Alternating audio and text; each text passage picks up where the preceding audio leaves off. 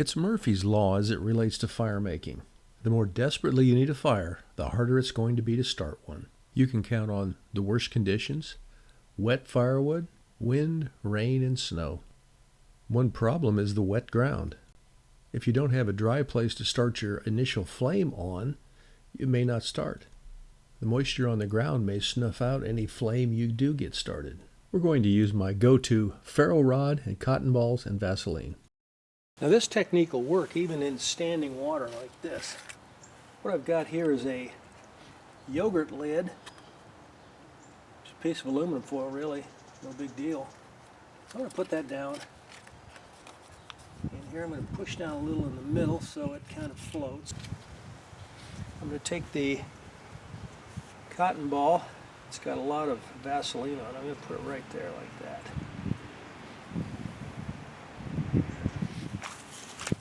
I'm going to see if I can light it with this ferrocerium rod.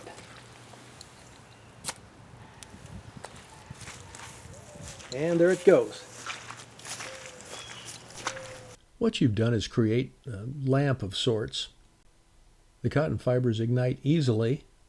The petroleum jelly fuels the lamp. It's kind of like a candle or something along those lines, but it's going to burn until the petroleum jelly runs out. The foil keeps the moisture underneath from seeping into the fire-making material. It also helps concentrate the flame, so this is going to be an excellent way to get that fire going. How long will the fire starter keep going? It depends on how big the cotton ball is and how much of the Vaseline or petroleum jelly you put on it. Generally speaking, one cotton ball that's well saturated will last 4 to 5 to 6 minutes. If you can't get your fire started with that kind of an ignition tool, you're not really prepared yet. Before you do your initial ignition, you need to have some tinder and as much dry firewood as you can find. Look around. Chances are there's something you can use that will help get that fire going better. Making the fire starter is simple.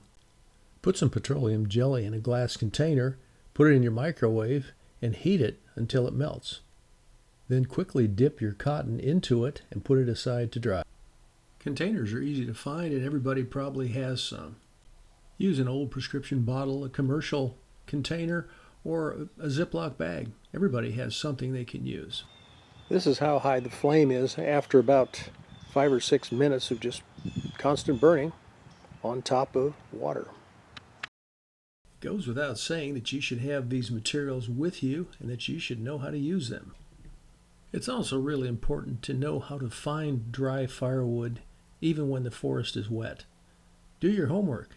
While Murphy does tend to hang out a lot in the back country, there are ways to keep him from affecting your fire making and to keep from dying from hypothermia. Please check out the links below for more tips on survival fire making. And please check out my book, Bushcraft Basics. Hi, I'm Leon Pattenberg. I'm the author of Survival Common Sense. We've been around for 10 years. For about that long, people have said to me, when are you going to write a book? Why don't you write a book? So, I wrote a book. It's called Bushcraft Basics.